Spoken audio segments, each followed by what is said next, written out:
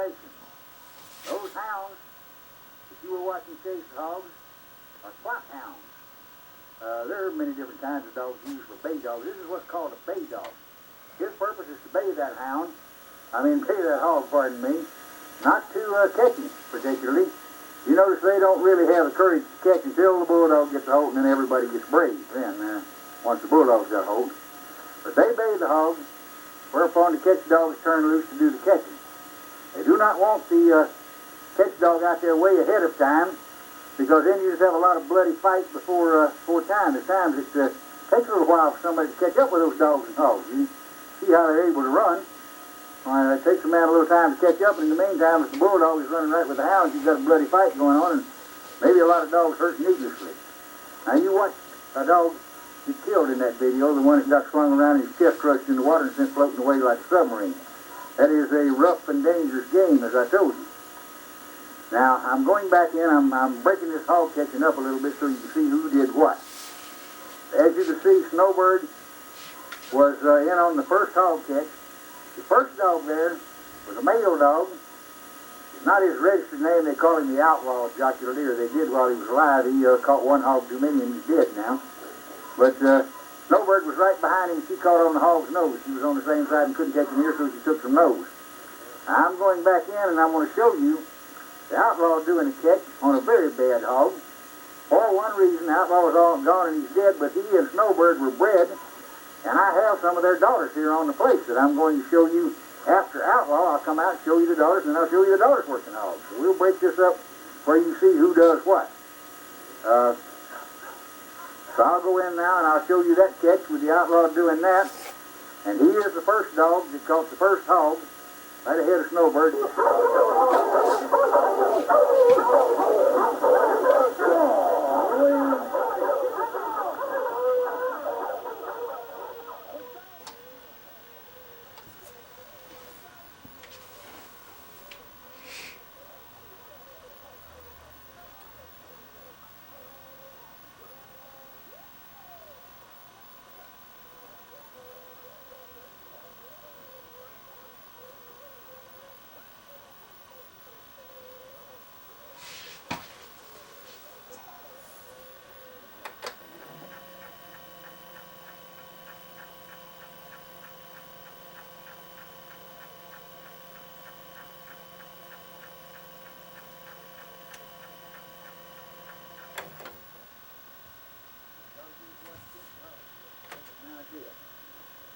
Incidentally, another little bit of explanation.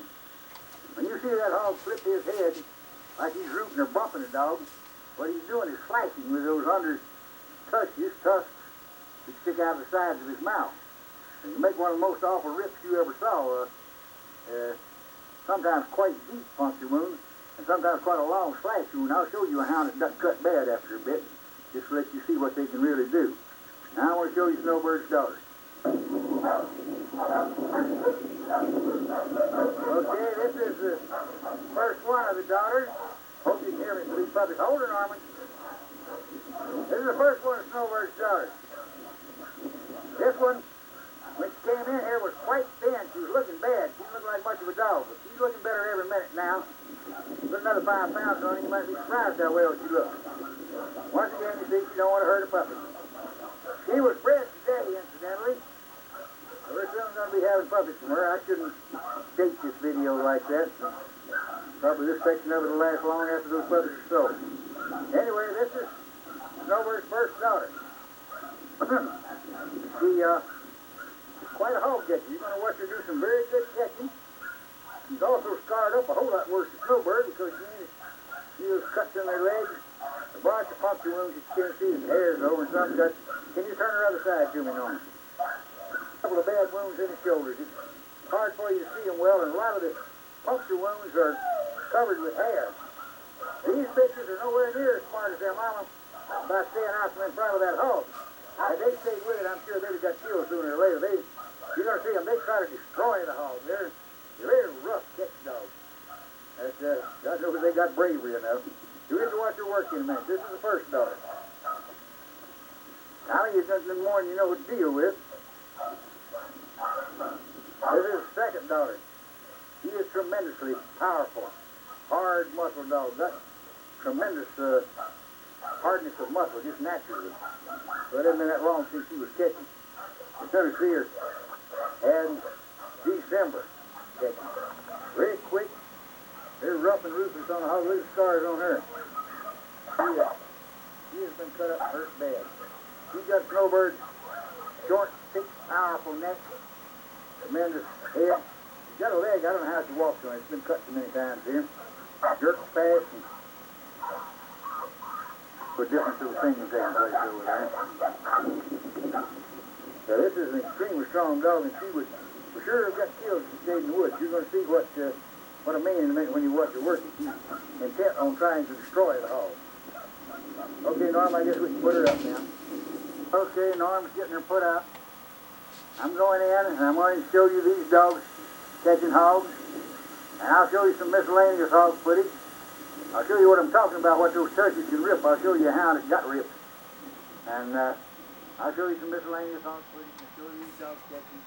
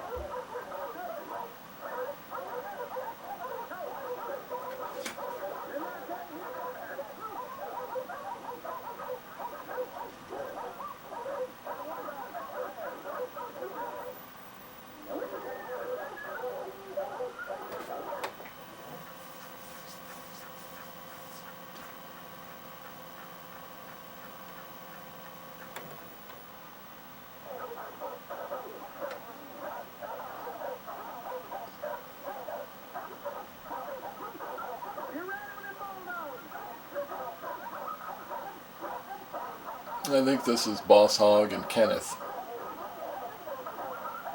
They're going to let...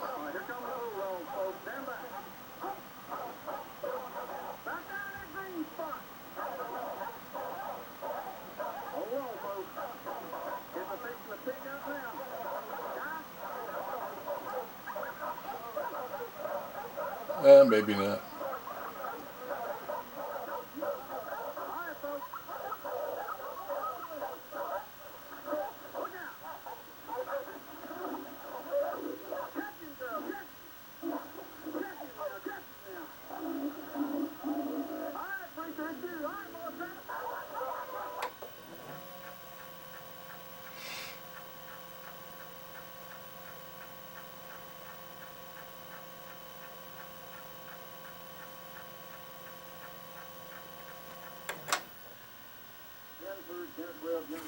They have been mainly in the northeast of Alabama as yard dogs. As I say, a yard dog undergoes no particular testing, and I really prefer the old hog dog strains. I think they're far superior. This is my preference in breeding these dogs. Now, one other remark here that I think is called for at this time: you are going not only to see these dogs catching wild hogs, you are going to see all my breeding stock under courage test fighting off a man. First, this is done in a particular manner because all too often in shoots and trials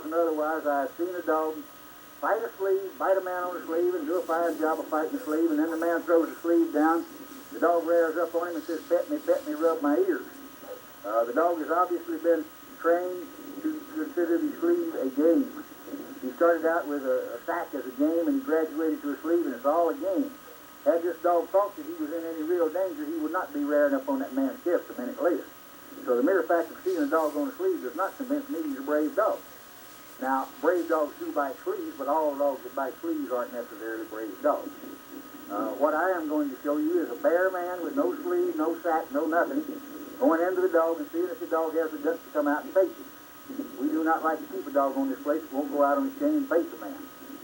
Then, after we have established the fact that the dog is willing to fight this man, and he is a good agitator, he knows how to look so sneaky he makes me want to bite him. So, when the dog has proven that he will fight the man, then the man puts on the sleeve or takes a rolled up burlap and fights the dog, and we see if the dog has the guts to put his money where his mouth is. If you get the wrong impression from watching these dogs fight this agitator, I have to say to you that these dogs are under stress, they are under attack, they are under harassment when they're doing this. Actually, basically speaking, this is a very loving, gentle breed to their own people. If they're trained into it or raised that way, they will get hard on a stranger. But that's what a whole lot of them want them for, is protection dogs. The main person who wants one of my dogs, the main category of people, seems to be somebody that wants one that is not too rough to live with his family, but won't back down from an intruder. And this is what I try to produce for you. And I try to stay away from the dog's aggressive strains because I don't think that has any part in people protection. I want a man fighter, but I want a sensible man fighter. And this is what in actuality that I do try to produce. Got dogs on this place that will fight a man and never back down and never turn their eye or turn their head from him. They fight him until they die. But with me and with Norman, they're just as gentle and sweet as they can be. They want us to please stay with them all day and let them lick our faces. They're very good with their own people. I have never known one that won't harm a child. The only difficulty you're likely to have with Bozo and Junior is that Bozo is not liable not to allow you to whip Junior in front of him. You're liable to have to tie Bozo up before you whip Junior. But then you're only looking out for his boy, and you can't really blame him for that. As far as the rest of this video is concerned, I'm going to have to go in the house and dub footage from older tapes for the simple reason I cannot go out here and agitate that you will see on the tape are the dogs that are still here, the breeders, the brood stock. And no attempt is made in this to show you these dogs representing them to be trained dogs or trained man fighters. In most cases, this was the second or third bite that the dog ever had that you're going to see. The idea was simply to see if the dog had the courage to make a decent breeder. We're not particularly interested in turning these dogs into real expert man fighters. We don't need to buy any trouble we don't already have on this place. Inasmuch as they're not being used for patrol guard or security work, why make them any worse than they already are? So no attempt is made to represent to you that these dogs are trained man fighters. You are looking, in every instance, what you're going to look at is a raw dog. I mean a raw dog that has no real experience, no real training in this, and just simply showing you a little basic courage. Ladies, very humble and nice with me, aren't you, Chris? Nice you are, my darling, huh? And you're going to see her attack Big Bill Little like something wild in a little bit, because Big Bill is a professional agitator. He is not going to approach her in a normal manner. The man can look so sneaky he makes me want to bite, much less